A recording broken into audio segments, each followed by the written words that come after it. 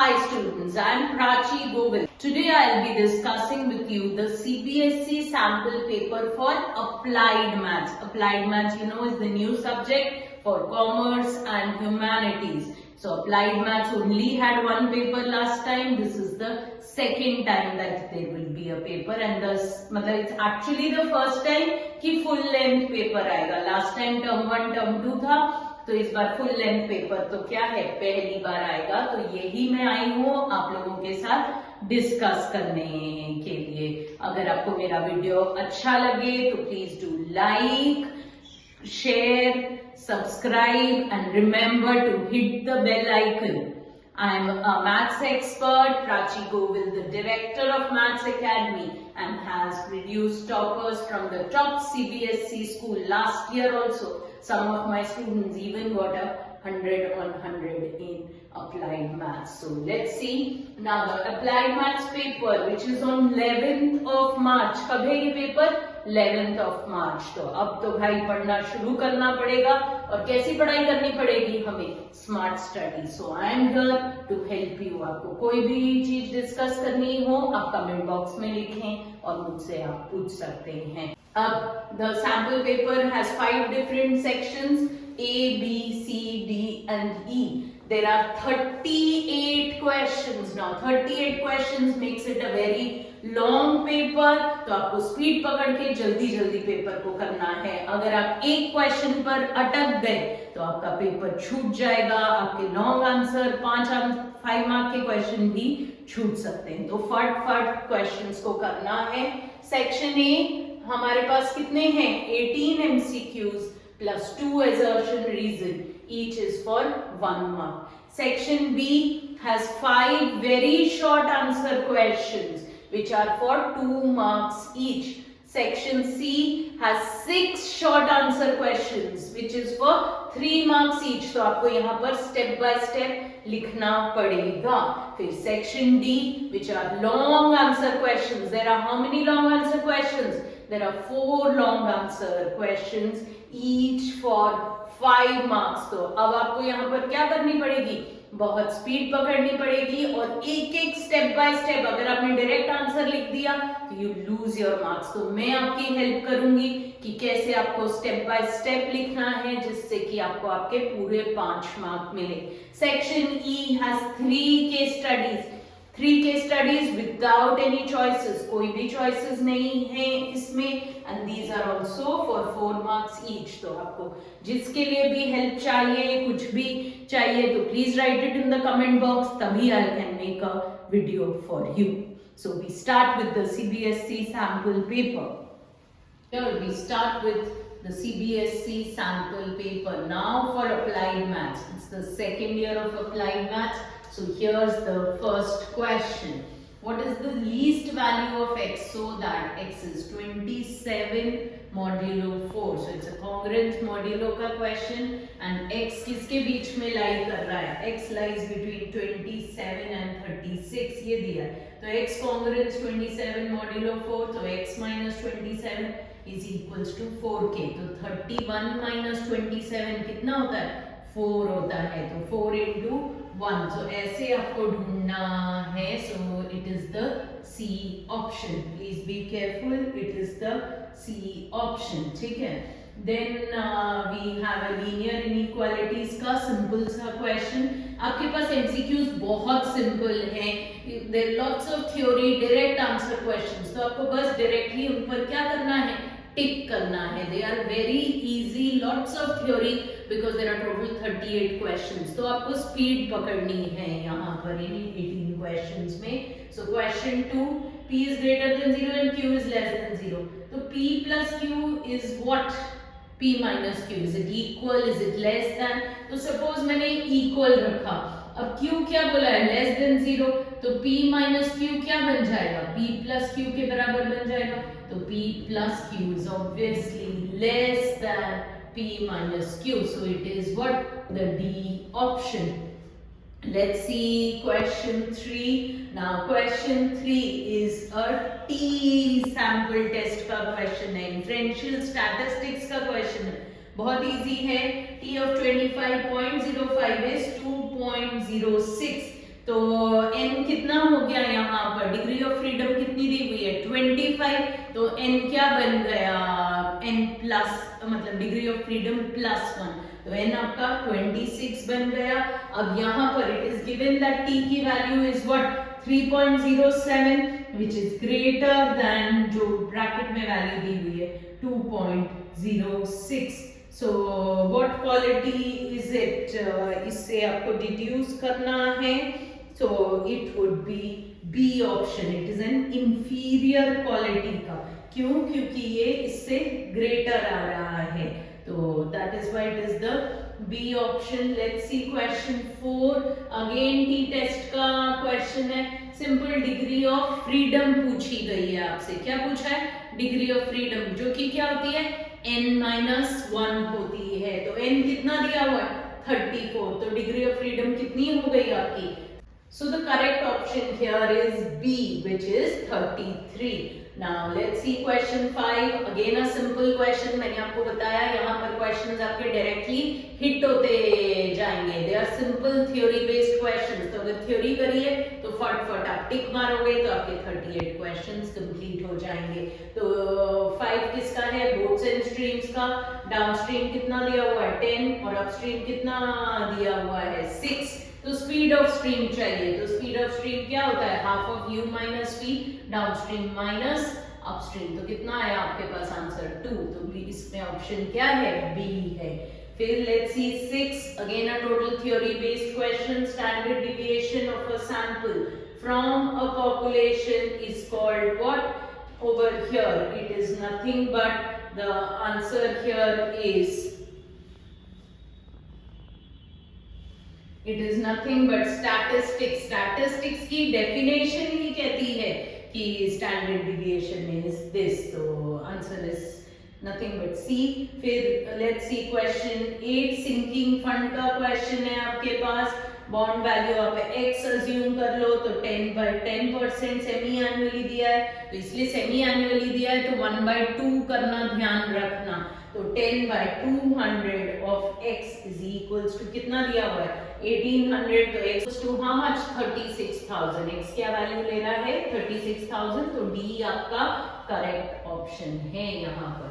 9 simple area of integration का question है। Area under curves, simple graph बना हुआ है, आपको आइडेंटिफाई करना है। तो ये ग्राफ किसके अबाउट है, ये ग्राफ अबाउट y एक्सिस बना हुआ है, तो answer is A to B fy dy। Curve कैसा होगा, x इक्वल टू fy का कर्व होगा, तो your answer is what, nothing but the C option A to B fy dy। Let's see question 11, simple depreciation का question है, linear method से आपको पूछा है, तो it is what, cost value minus scrap value by n, so that's your formula। बस formula में डालना तो हमें कितना मिला 45,500, तो it is what, nothing but the B option। 13 I've skipped the 12th question, it's again a direct theory question।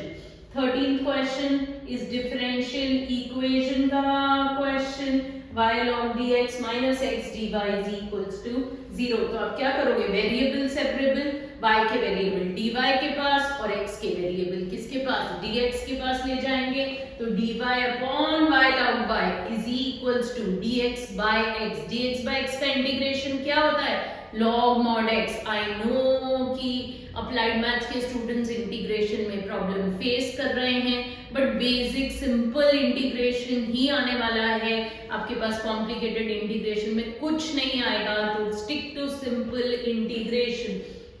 तो dx by x का कितना हो गया, log mod x plus log c, और 1 upon y log y। log y को अगर मैंने t लिया तो उसका डेरिवेटिव 1/y dy आया, तो log mod of log y आया, तो log दोनों तरफ से कैंसिल हो गया, applying e on both sides, तो y is equals to e raised to cx आ गया आपके पास, so it is the B option। 14th easy CAGR का क्वेश्चन है, fy upon the old value whole raised to 1 by n minus 1. That's your formula, initial value or the old value you can say.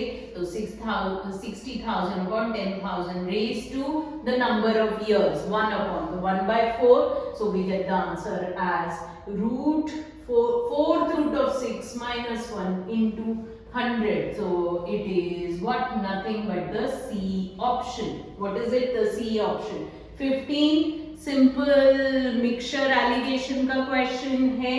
Cheaper, dearer, mean. तो here it is what? Dearer minus mean and here it is what? Mean minus the cheaper का ratio ढूंढना है आपको. बहुत ही easy question है. तो कितना आया आपके पास ratio? 3/5. So it is the C option. 16, 17 direct theory questions. Please do see you get the answers as D and C. Very easy questions. Let's see the 18th question. It's again a theory question. 145 students taken to check intake 1500 as wrong. So the collected data is presented in frequency distribution. What is this called? But obvious, it is statistics. 1. It's a simple question for you. Perpetuity का question है. 2,50,000 cash is equivalent to a perpetuity of rupees 7,500 payable at the end of each. तो क्या होता है perpetuity का formula? P is equals to R by I. At the end वाला formula क्या है? P is equal to R by I. तो उस फॉर्मूला में रिप्लेस कर दिया तो R कितना आ गया? 12. तो यहाँ पर फाइनेंशियल मैथ्स में आपको सिर्फ फॉर्मूलाज रिमेम्बर करने हैं. आपके पास परपेचुइटी में एट द एंड का एक अलग फॉर्मूला, एट द बिगनिंग का एक अलग फॉर्मूला है. तो बस आपको फॉर्मूलाज याद करने हैं. तो एक लिस्ट बना लो आप फॉर्मूलाज की.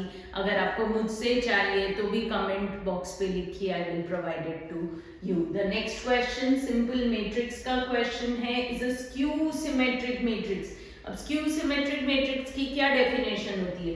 A dash is equals to what? Minus A. तो यहाँ A dash को किससे इक्वेट कर दो आप? माइनस ए से इक्वेट कर दो और फिर करस्पॉन्डिंग एलिमेंट्स को इक्वेट करो. तो A minus 8 is equal to 1. तो A 9 आया, B माइनस 2/3 आया और C कितना आया आपके पास? 30 आया. तो अब 2A plus 3B minus C.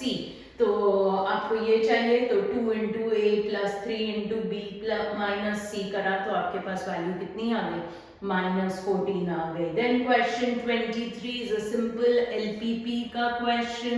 I have left that question for now. अगर आपको चाहिए, कोई भी प्रॉब्लम्स हैं एलपीपी में, so please put it in the comment box.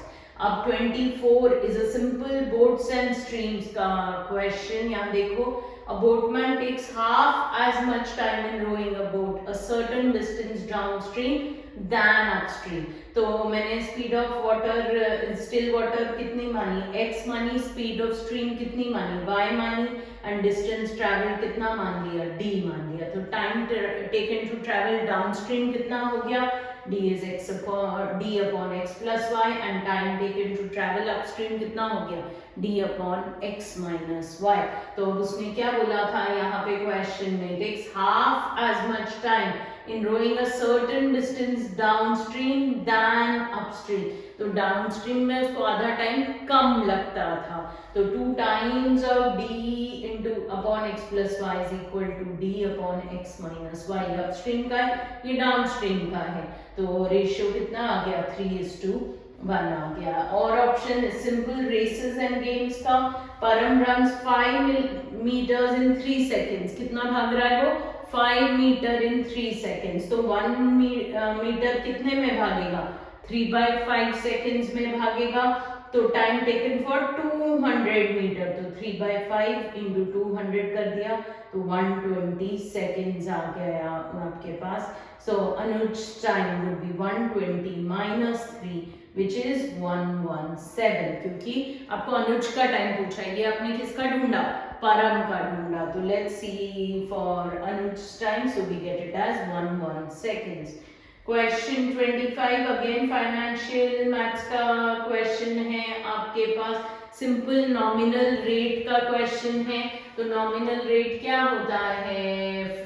Final fund value minus initial fund value upon the initial fund value. बहुत ही simple सा formula है, डाल दिया हमने final fund value minus initial fund value upon the initial fund value, percentage चाहिए तो into 100 कर दिया, तो 25% आपको नॉमिनल रेट ऑफ इंटरेस्ट मिल गया। Simple basic question. यहाँ देखो अब आता है हमारा जानदार क्वेश्चन, क्वेश्चन 26 कैलकुलस का क्वेश्चन, इंक्रीजिंग डिक्रीजिंग फंक्शन का क्वेश्चन, जिसमें आप लोग सबको प्रॉब्लम हो रही है। तो अब इस क्वेश्चन को कैसे करेंगे हम, यहाँ पर आपके पास fx गिवन है, तो पहले आप क्या ढूंढोगे, f डैश ऑफ x ढूंढोगे, तो ये f डैश ऑफ x ढूंढा, इक्वेटेड टू 0 किया हमने, f डैश x को क्या किया मैंने, इक्वेट टू 0 किया। f डैश x कितना हो गया, x4 का कितना हुआ 4x क्यूब, 4 4 कट गया, माइनस इसका कितना हो गया x क्यूब का 6x स्क्वायर, तो 3x स्क्वायर हुआ, तो वो 6x स्क्वायर बन गया, प्लस 11 बाहर गया, x स्क्वायर का कितना हुआ 2x, और 6x का कितना हो गया -6, इसको इक्वेट टू 0 कर दिया, फैक्टराइज करा, तो x क्या वैल्यू लेगा है 1 2 और 3, तो ये x की 3 वैल्यूज आ गई आपके पास 1 2 और 3।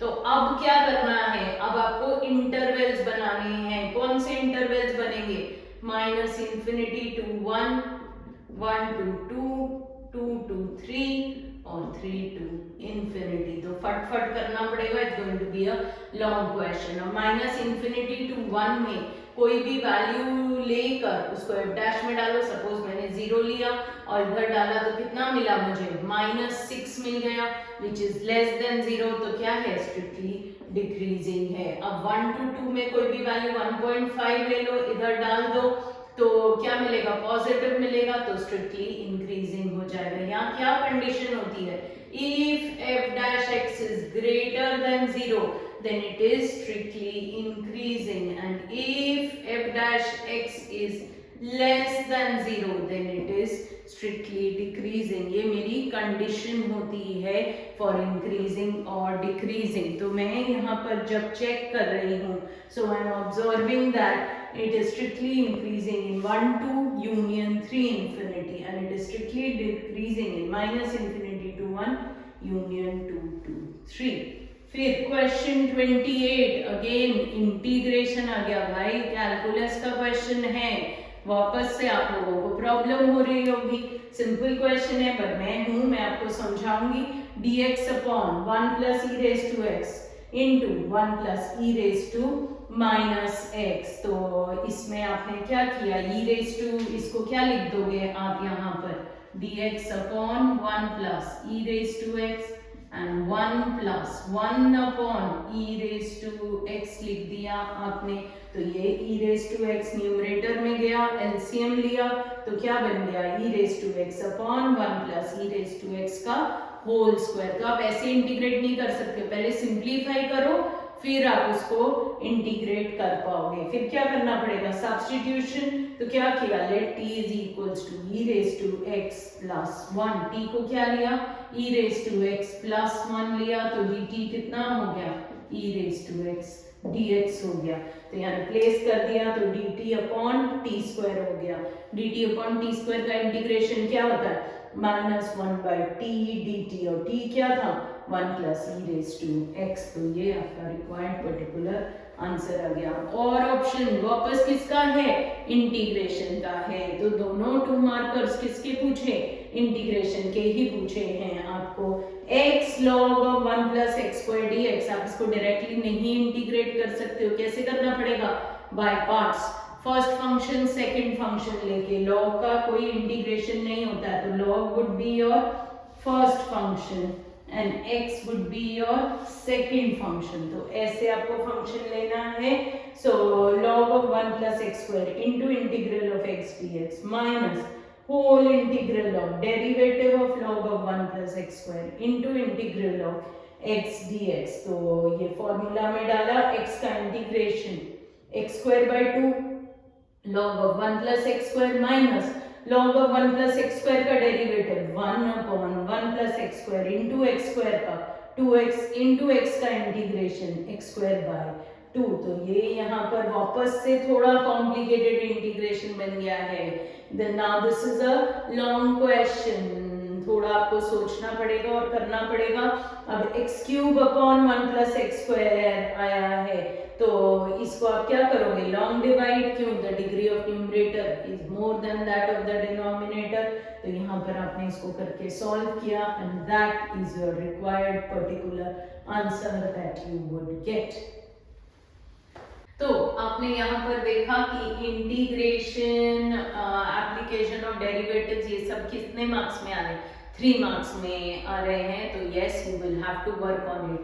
अब let's see question 29, simple producer surplus consumer surplus का क्वेश्चन है, बट वापस इसमें बेसिक इंटीग्रेशन लगेगा ही लगेगा। तो क्या बोला है यहाँ पे, प्रोड्यूसर सरप्लस कंज्यूमर सरप्लस दिया है, इक्विलिब्रियम। तो इक्विलिब्रियम किस पे आएगा, when the producer surplus is equal to the when the producer demand is equal to the producer surplus. तो इक्वेट करा तो एक इक्वेशन आ गई क्वाड्रेटिक, जब आपने सॉल्व किया तो x की वैल्यू -9 और 1 आई। तो जब x 1 है तो p0 कितना आ रहा है आपके पास, 2 आ रहा है। तो आप इंटीग्रेशन में डाल दोगे इसको, 0 to 1 x plus 3/2, 0 to 1 producer surplus को इंटीग्रेट कर दोगे।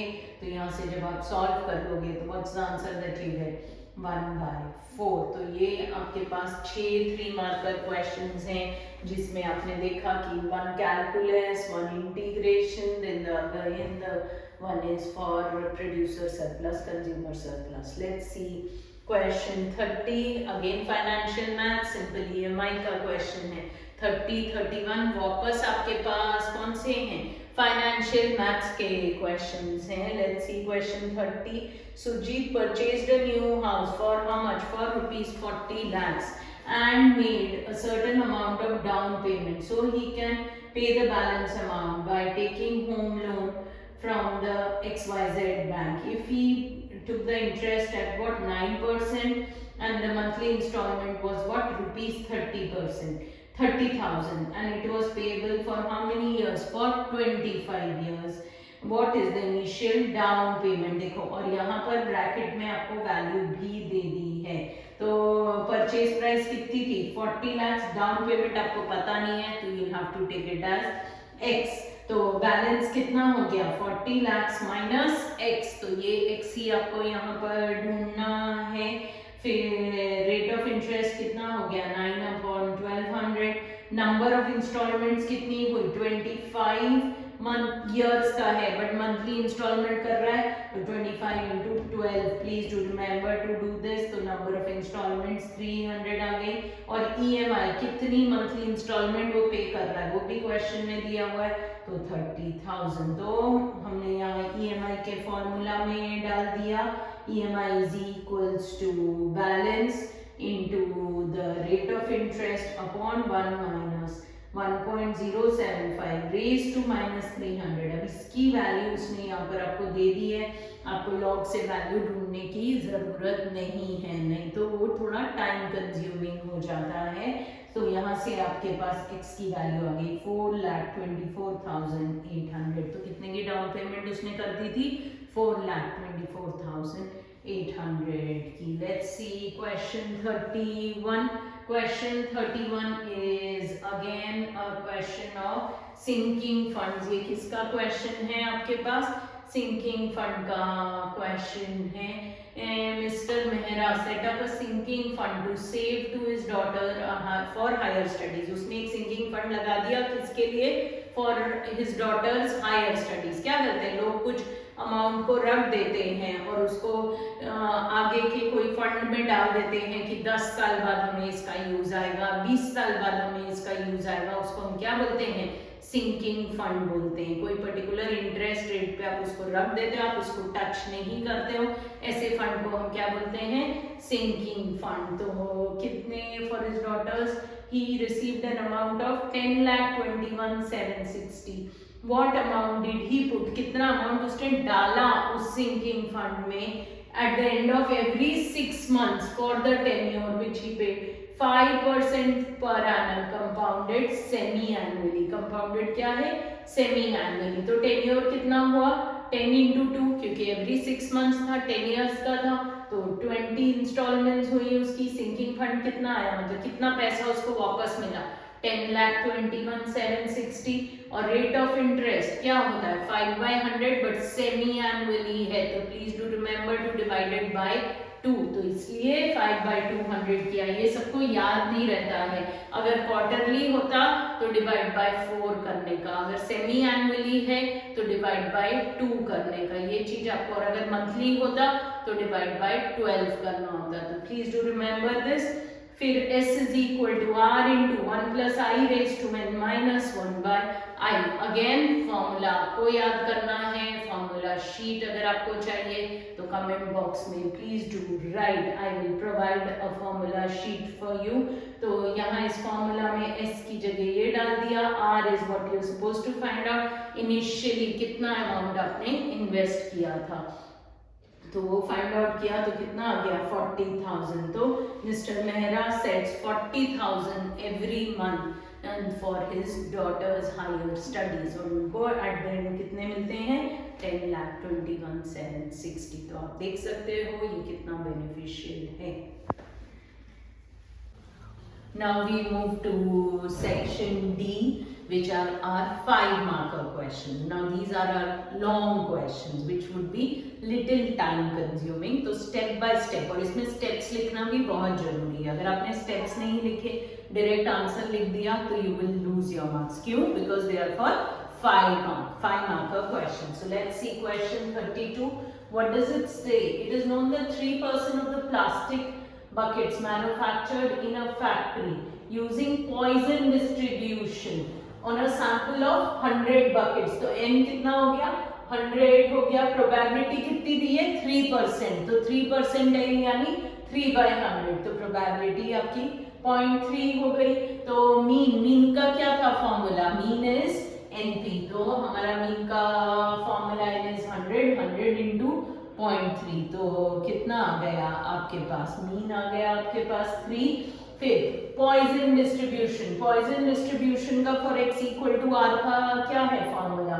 mr e raised to minus m upon r factorial, and now this r would continue for 0 1 2 3 so on say till 100 तक ये r आपका कंटिन्यू होगा।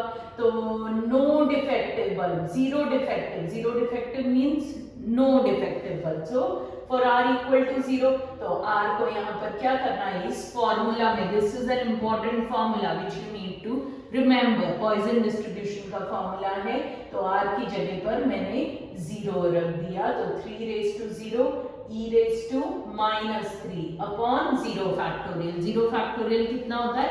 1 होता है।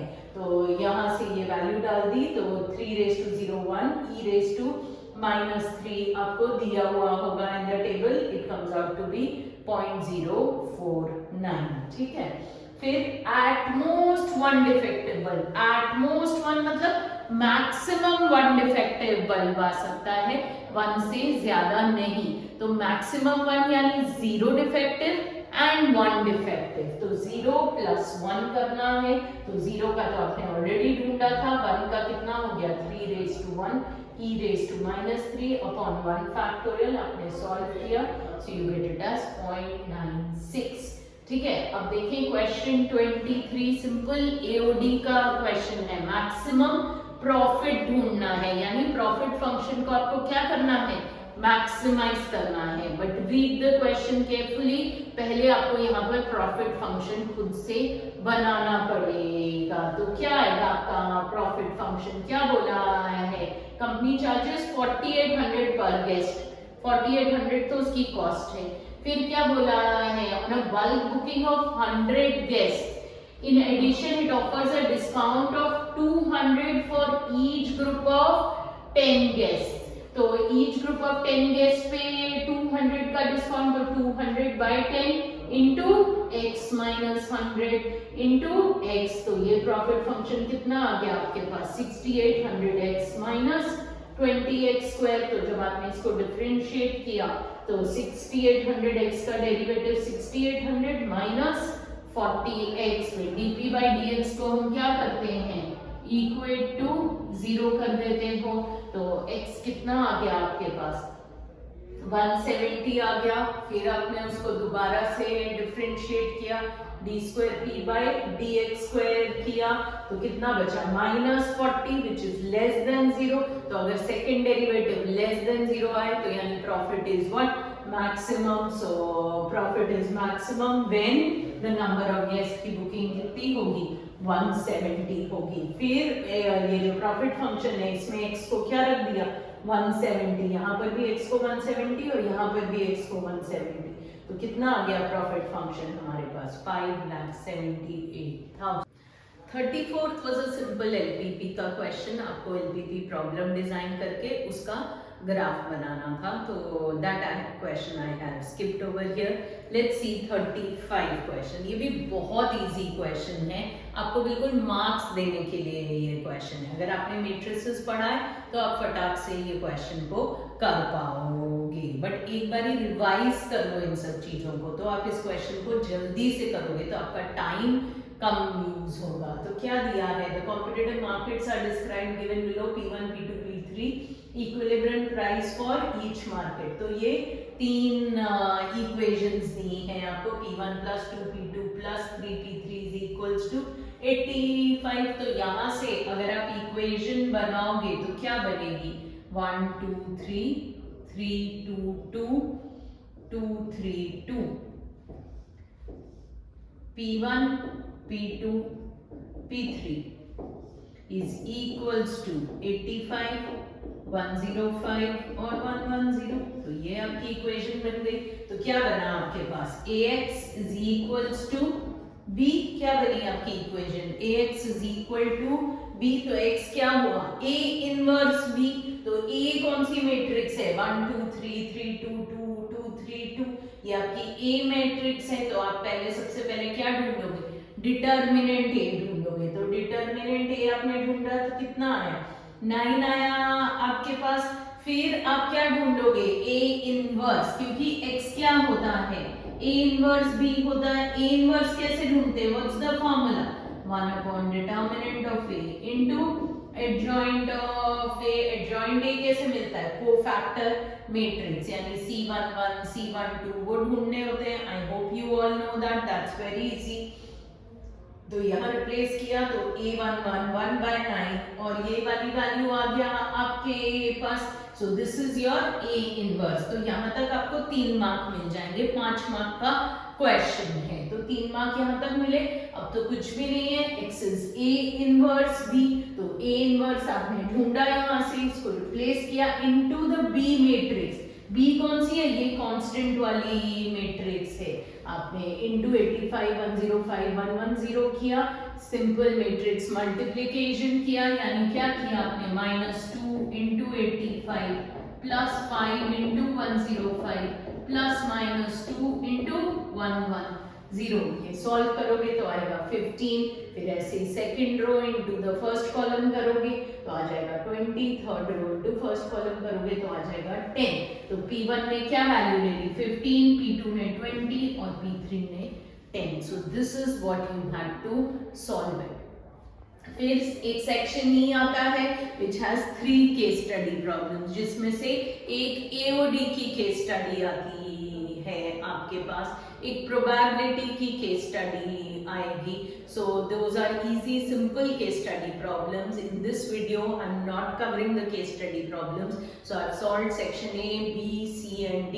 आपको जो भी चाहिए प्लीज कमेंट बॉक्स पे नीचे लिखें, तो मैं आपको उसका वीडियो प्रोवाइड करके दूंगी। तो मेरा भी मोटिवेशन कहाँ से आएगा, जब आप लोग नीचे जो भी रिक्वेस्ट आपको चाहिए, जो भी चीजें आपको चाहिए, तो आप कमेंट बॉक्स में प्लीज मेंशन करें, मैं आपको प्रोवाइड करके दूंगी। And please do remember to like, subscribe and share my video with your friends.